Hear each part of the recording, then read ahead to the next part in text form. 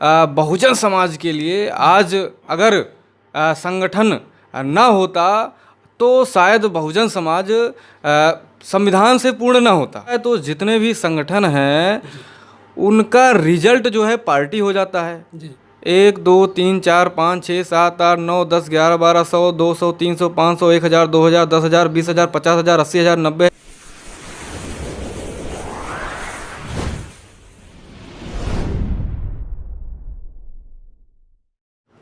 पिछड़ापन है बहुजन समाज का, जो एक सामाजिक व्यवस्था थी, उस व्यवस्था का प्रभाव तो है। लेकिन जब संविधान आज लागू हो गया है तो संविधान लागू होने के बाद भी जो है कहीं ना कहीं बहुजन समाज अगर बैकवर्ड है, तो जो लोग उठ चुके हैं वो अपने समाज को साथ लेकर चलने को राज़ी नहीं है।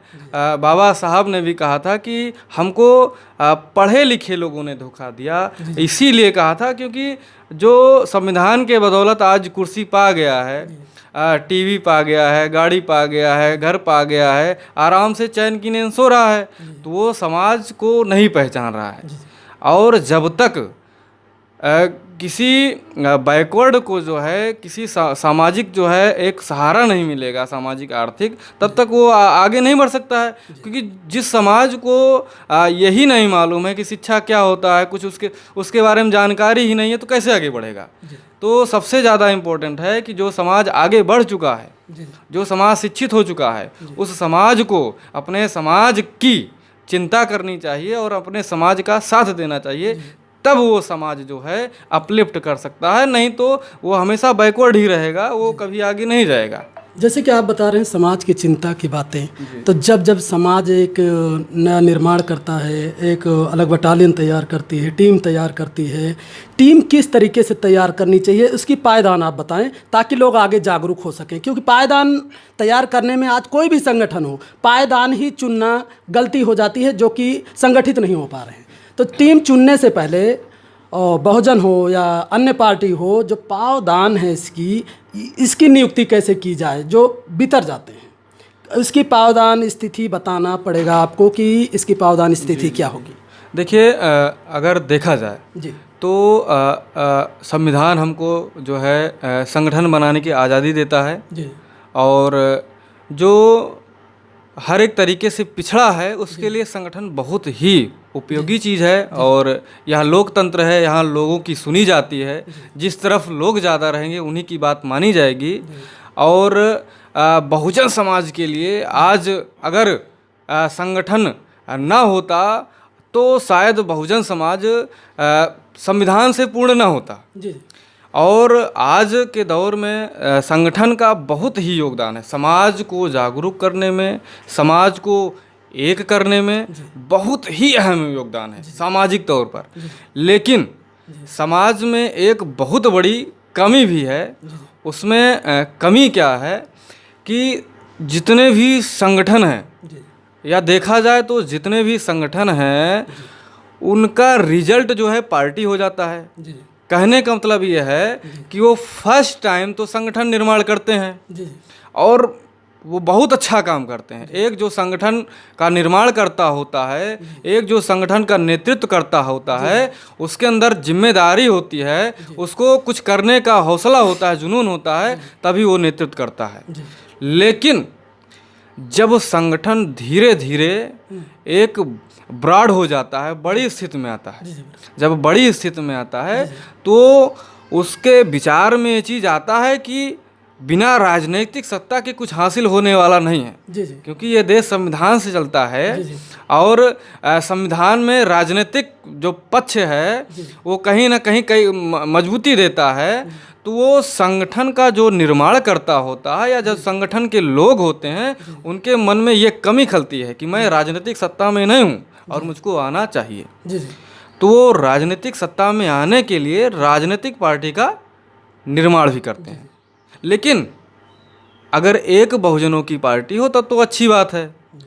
हो क्या रहा है, वर्तमान की स्थिति क्या है, बहुजन समाज में 1 2 3 4 5 6 7 8 9 10 11 12 100 200 300 500 1000 2000 10,000 20,000 50,000 80,000 90,000 1 लाख 2 लाख 3 लाख 8 लाख 9 लाख 10 लाख 10 लाख से भी ज़्यादा संगठन है। जी जी अब मैं इसको क्यों कह रहा हूँ, संगठन है, अच्छी बात है, संगठन के लोग हैं, बहुत अच्छा काम कर रहे हैं, मैं सेटिस्फाइड हूँ। अगर मुझे भी जानकारी मिली है तो संगठन के द्वारा ही मिली है।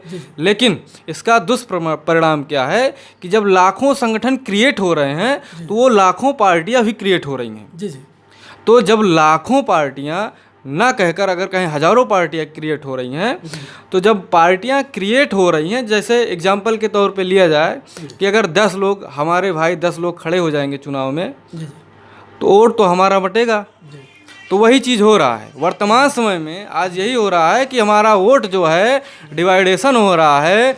और जो अंग्रेज़ों ने कहा था कि रूल एंड डिवाइड्स, जो उनका रूल था कि बांट दो और राज करो, ये कहीं ना कहीं अंग्रेज़ों का नहीं, ये बहुजन संगठन का नेतृत्व करने वाले लोग भी ऐसा गलती से, अनजाने से कर रहे हैं कि वो अपने समाज को जो राजनीतिक अधिकार मिलना चाहिए वो उनके वोटों को जो है ऐसे बांट रहे हैं जैसे अंग्रेज़ों ने हमको बांटा था, जैसे मनुवादियों ने हमको।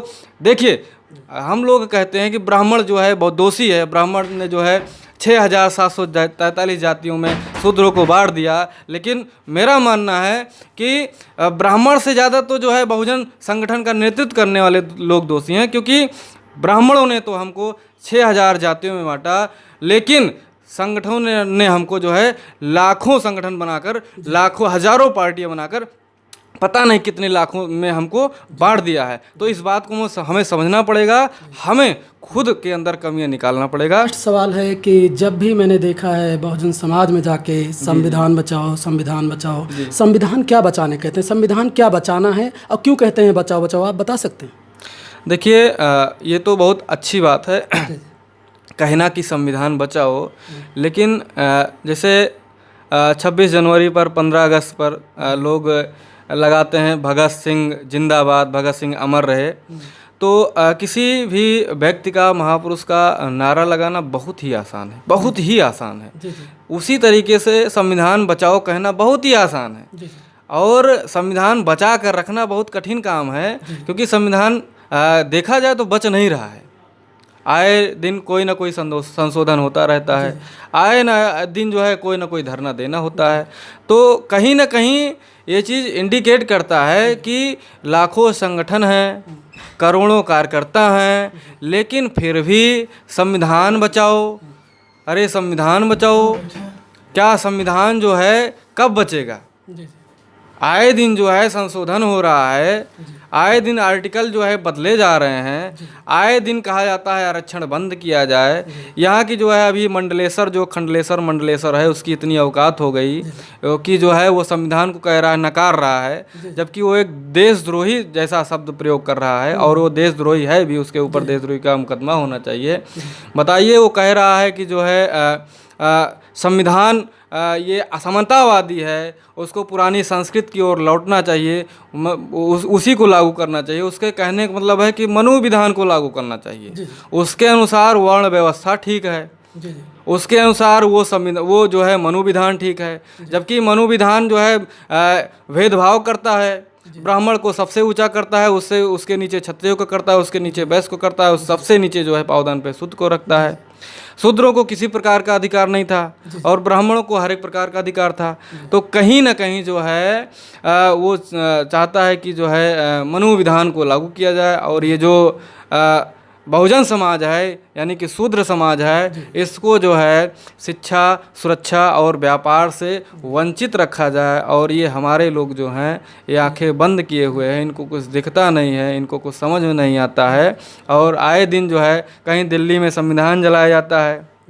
तो जब संविधान जलाया जा रहा है और ऐसे बेवकूफ़ लोग, अनपढ़ गंवार लोग बाबा लोग जो है संविधान पर उंगली उठाते हैं, जो कक्षा 5 पढ़े नहीं होंगे और इस तरीके से सवालबाजी करते हैं, जिनके पुरखों में जो है असमानता का जो है विधान लिखा, वो समानता के प्रतीक बाबा साहब के संविधान पर जो है उंगली उठाते हैं, उनको शर्म आनी चाहिए।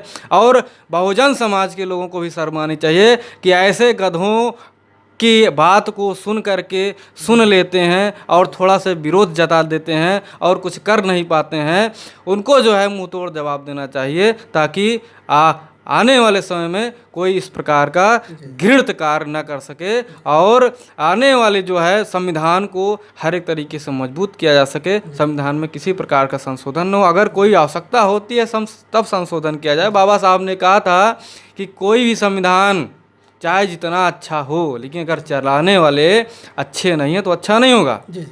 वही चीज़ है, अगर संविधान संशोधन हो रहा है तो बाबा साहब का मतलब ये हुआ, उनके कहने का मतलब यही था। अगर बाबा साहब होते तो आज यही कहते कि संविधान को चलाने वाले अच्छे नहीं हैं, इसीलिए संविधान अच्छा नहीं है और इसीलिए संशोधन हो रहा है। तो सर इसी बात पे एक बात और याद आ गई है जी। जैसे कि संविधान में अनुच्छेद आर्टिकल जो चेंज होता है, क्या राजनीति मुद्दे पे पॉलिटिक्स अपने फ़ायदे के लिए चेंज करता है या जनता के फ़ायदे के लिए चेंज करता है? देखिए, जो राजनीति करता होता है उसका एकमात्र उद्देश्य होता है कि हमको राज करना है। राज करने की नीति को ही राजनीति कहते हैं, अगर सही तरीके से उसका खंडन करके समझा जाए तो कोई भी पॉलिटिकल होगा वो सामाजिक तौर पर नहीं देखेगा, सामाजिक तौर पर नहीं सोचेगा कि देश का क्या होगा, कैसे होगा। वो सोचेगा मेरे राज का क्या होगा, मेरा अस्तित्व कब तक बना रहेगा। वो उसी हिसाब से जो है तोड़ मड़ोड़ उसको करना पड़ता है। तो जैसे कि अभी आप सब लोग देख रहे थे, संविधान को जिंदा रखने के लिए, संविधान को आगे चलाने के लिए दिल से जागरूकता होना ज़रूरी है और अच्छे कायवाद के साथ जुड़ना चाहिए। तो जैसे हम चलते हैं, भाई साहब हैं हमारे यहाँ, अभी इनसे बात करते हैं। हमारे मेहमान एक और जुड़े हैं, तो इनके बारे में पूछते हैं कि संविधान को किस नज़र से देखते हैं और लोग इससे कितना प्रेरित हुए। सर आपका शुभ नाम? सर अतुल कुमार नाम। अतुल कुमार जी, बताएंगे संविधान से कितना लोगों में संशोधन आया है, लोग कितने सुधरे हैं और कितना जुड़े हैं और कितना आगे जा रहा है? ये मैं बताना चाहता हूँ, संविधान से बहुत आगे गए हैं। अभी देख लीजिए, अभी संविधान लागू हुए 70 वर्ष हुए हैं और 70 वर्ष हुए, मान लीजिए 1950 से कोई नौकरी पाया तो 62 पे रिटायर हुआ, तो एक पीढ़ी गुजरी है। एक पीढ़ी से संविधान मनवाद के पेट में दर्द होने लगा। अगर दूसरी पीढ़ी अगर आ जाएगी आगे तो उनमें हाहाकार मच गया है। इसीलिए बार बार संविधान को बदलने की बात करते हैं, संशोधन करते हैं, उसको मिटाने की बात करते हैं, यही कारण है।